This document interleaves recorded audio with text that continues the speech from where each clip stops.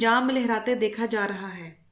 Griffin Punjab shifts Lahore 1909 سے حاصل کردہ ریکارڈ کے مطابق سید یوسف رضا گیلانی کے بزرگ سید نور شاہ گیلانی کو انگریز سرکار نے ان کی خدمات کے بدلے میں 300 روپے خلعت اور سند عطا کی تھی۔ اب جو حوالہ سابق وزیر اعظم گیلانی کا ہے وہی چودھری نثار علی خان کے اجداد چودھری شیر خان کا ہے۔ ان کی مخبری پر کئی مجاہدین کو گرفتار کر کے قتل کیا گیا اور انعام کے طور پر چودھری شیر خان کو ریونیو اکٹھا کرنے کا اختیار دے دیا گیا، اور جب سب لوگوں سے اسلحہ واپس لیا گیا تو انہیں 15 بندوقیں رکھنے کی اجازت اور 500 روپے خلعت دی گئی۔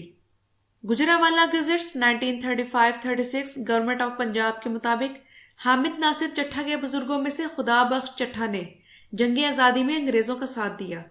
وہ اس وقت جنرل نکلسن کی فوج میں تھے، اور قصور کے خیر الدین خان جو کہ خورشید قصوری کے خاندان سے تھے، انہوں نے انگریزوں کے لیے 100 آدمیوں کا دستہ تیار کیا اور خود بھتیجوں کے ساتھ جنگ میں شامل ہوا۔ انگریزوں نے اسے 2500 روپے سالانہ کی جاگیر اور 1000 روپے سالانہ پینشن دی۔ رائے احمد خان کھرل اور ان کے مجاہدین کو شہید کروانے میں مخدوم شاہ محمود کا کافی ہاتھ ہے، مگر جو مجاہدین بچ کر نکلنے میں کامیاب ہو گئے ان کو سید سلطان قتال بخاری کے سجادہ نشین دیوان آف جلال پور پیر والا نے اپنے مریدوں کی مدد سے شہید کر دیا۔ جلال پور پیرووالا کے ایک ایم این اے دیوان عاشق علی بخاری انہی کی آل میں سے ہیں۔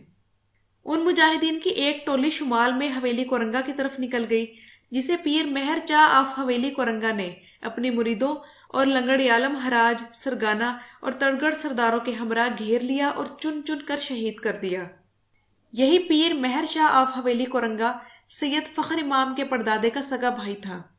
اسے اس قتل عام میں فی مجاہد شہید کرنے پر 20 روپے نقد انعام اور ایک مربع راضی عطا کی گئی۔ ہندوستان میں مسلمانوں کی جنگ آزادی کے دوران ملتان میں آباد پٹھان قبیلے کے گردیزی خاندان نے انگریز سرکار کا بھرپور ساتھ دیا، لہٰذا انگریز سرکار نے ان کی مدد کے صلے میں انہیں جاگیریں عطا کی۔ خان گڑھ میں آباد پٹھان قبیلے کے نواب زادگان کے جد امجد اللہ داد خان نے انگریزوں کے خلاف تحریک چلانے والوں کو کچلنے میں انگریزوں کا بھرپور ساتھ دیا،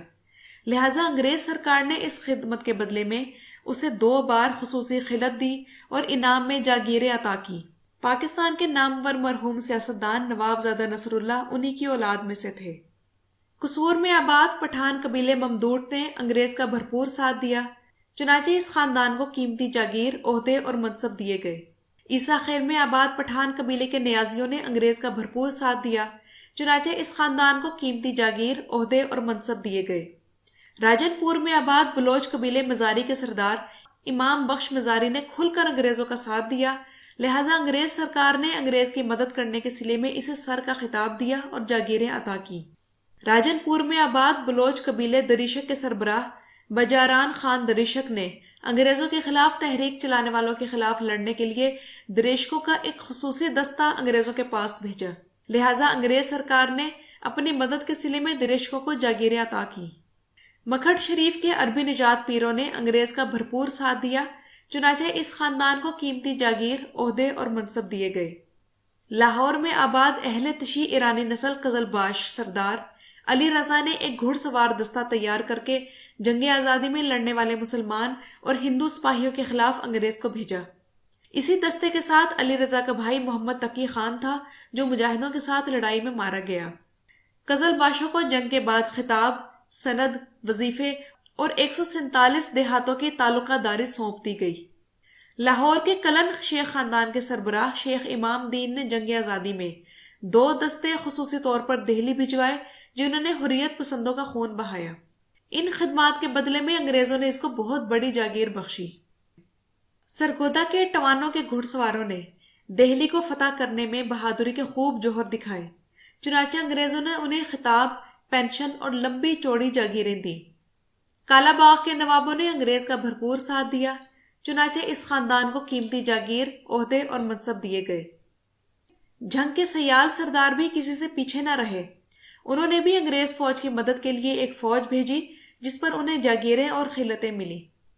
اسی قسم کی غدارانہ خدمات کے لیے انگریزوں نے نونوں، پنڈ دادن خان کے کھوکھروں، جودھروں، گھیبوں، خانوں، مکھڈ شریف کے پیروں، آوانوں، کالا باغ کے نوابوں، عیسیٰ خیل کے نیازیوں اور کئی دوسرے سرکردہ خاندانوں کو عزت، خطاب، وظیفے اور وسیع جاگیریں عطا کی۔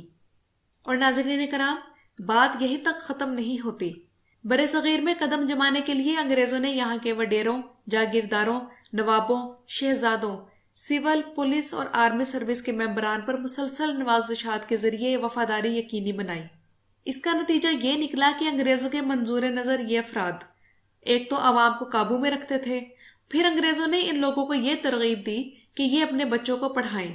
کیونکہ یہ لوگ ایک طویل عرصے سے انگریزوں کی خدمت بھی سر انجام دے رہے تھے اور وفاداری کے لحاظ سے بھی قابل اعتماد تھے۔ اس لیے انگریزوں نے ان کے بچوں کے لیے خصوصی تعلیم کا بندوبست کیا اور ان کے لیے چیفز کالج جیسے کئی ایلیٹ تعلیمی ادارے کھولے۔ ملٹری اور کیڈٹ کالجز اسی دور میں متعارف کرائے گئے اور ان ایلیٹ تعلیمی اداروں میں سرداروں، جاگیرداروں اور نوابوں وغیرہ کے بچوں کو مفت تعلیم دی جاتی تھی، بلکہ انہیں چھوٹی ہی عمر میں ان اداروں کے نرسری برانچز میں داخل کیا جاتا جہاں انگریز آیائیں ان کی تربیت کرتی۔ بلوچ سرداروں میں مری، بگٹی، مزاری اور دیگر اہم قبائل کے بچوں کو بچپن میں ہی داخل کر دیا جاتا تھا۔ شیر محمد مری، محمد اکبر خان بگٹی، میر بلخ شیر مزاری اور میر شیر بار خان مزاری وغیرہ کو اسی پالیسی کے تحت تعلیم دی گئی، بلکہ انہیں اعلیٰ تعلیم کے لیے انگلینڈ بھی بھیجا گیا۔ ایسے لوگوں کو تعلیم دینے سے انگریزوں کو دو اہم فائدے ہوئے۔ ایک تو ان لوگوں نے انگریزی پرچم اپنے اپنے علاقوں میں بلند رکھا اور انگریزوں کو کسی قسم کی بغاوت کا خطرہ نہ رہا۔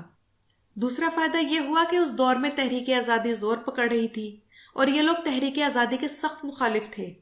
مگر انگریزی اسکولوں کے تعلیم یافتہ یہ نواب زدگان انگریزوں کا آخری سہارا تھے، اور انگریزوں نے بڑی چالاکی کے ساتھ انہیں تحریک آزادی کے سرکردہ رہنماؤں میں شامل کر دیا۔ ناظرین کرام، آپ لوگوں کو یاد ہوگا کہ پاکستان بننے کے بعد قائد اعظم نے یہ فرمایا تھا کہ میری جیب میں صرف کھوٹے سکے ہیں، تو قائد اعظم کے کھوٹے سکوں سے مراد یہی نواب جاگیردار خاندان تھے جنہیں انگریزوں نے بڑی چالاکی کے ساتھ مسلم لیگ میں شامل کروایا،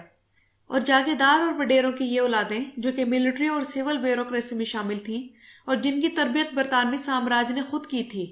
یہ یونینسٹ پارٹی کے پلیٹ فارم سے پاکستان کے بننے سے چند سال پہلے مسلم لیگ میں شامل ہوئے اور اپنی جاگیروں اور زمینوں کے تحفظ کے لیے اور اپنے استحصال کو قائم رکھنے کے لیے ملک کی سیاست میں گھس آئے۔ ایسا کرنا ان کی مجبوری بھی تھا اور ضرورت بھی،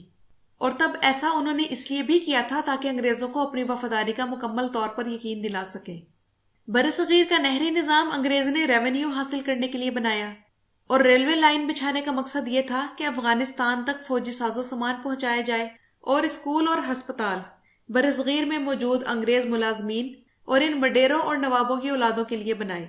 ان میں سے کوئی بھی چیز ایسی نہیں تھی جس سے برصغیر کا غریب طبقہ خوشحال ہوا ہو۔ 1864 میں گورنمنٹ کالج لاہور کے بعد 1886 میں 200 ایکڑ رقبے پر ایچسن کالج کی بنیاد رکھی گئی، اور یہاں پنجاب بھر کے جاگیردار، وڈیرے اور برطانیہ کے لیے بطور سیاسی ایجنٹ کام کرنے والے خاندانوں کے بچوں کی تعلیم کا بندوبست تھا۔ اس کالج کی خاص بات یہ تھی کہ یہاں پر نافذ ہونے والا تعلیمی نظام اور نصاب تعلیم نو آبادیاتی سانچے میں ڈھالا گیا، اور اس کالج میں نئی وفادار نسل کی تیاری کے ساتھ ساتھ بیوروکریسی کا وہ طبقہ بھی تیار ہوا جو برطانوی سامراج کے ساتھ مل کر اس قوم پر غلامی مسلط کرنے میں انگریزوں کی وفاداری کرتا رہا اور آج تک کر رہا ہے۔ آج بھی سندھ اور پنجاب کے 70 سے 80% زمین پر یہی سردار، وڈیرے اور جاگیردار قابض ہیں، اور ان کے گھروں کے افراد ایک وقت میں پاکستان کی مختلف سیاسی پارٹیوں میں شامل ہو جاتے ہیں، اور یوں ان کی تمام زندگی اقتدار کے مزے لوٹتے اور ہم جیسوں پر حکمرانی کرتے گزر جاتی ہے۔ مارشاء اللہ آئے تو یہ مارشاء اللہ کے حامی بن جاتے ہیں، اور جمہوریت آئے تو یہ جمہوریت کا راگ الاپنے لگ جاتے ہیں۔ کبھی یہ ریپبلکن کا نام اختیار کرتے ہیں اور کبھی کنونشن لیگ یا IGI کے پرچم تلے اکٹھے ہو جاتے ہیں، کبھی بھٹو کی اسلامی سوشلزم میں محفل جماتے ہیں اور کبھی ضیاء الحق کی مجلس شورا میں نظر آتے ہیں، کبھی نواز شریف کا سایہ بن جاتے ہیں اور کبھی پیپلز پارٹی کی چھتری۔ حزب اقتدار بھی یہی ہے، حزب اختلاف بھی یہی، اور سچ تو یہ ہے کہ آج بھی برطانیہ ان ملک و مذہب دشمن لوگوں کے ذریعے پورے برصغیر پر حکومت کر رہا ہے۔ ناظرین اکرام، اس ویڈیو کی تیاری کے لیے معلومات وکیل انجم کی کتاب سیاست کے فرعون اور قائد اعظم یونیورسٹی اسلام آباد کے پروفیسر ڈاکٹر تراب الحسن کے thesis Punjab and the war of independence 1857 سے لی گئی ہیں۔ وکیل انجم صاحب کی کتاب کا لنک میں ڈسکرپشن باکس میں دے رہی ہوں،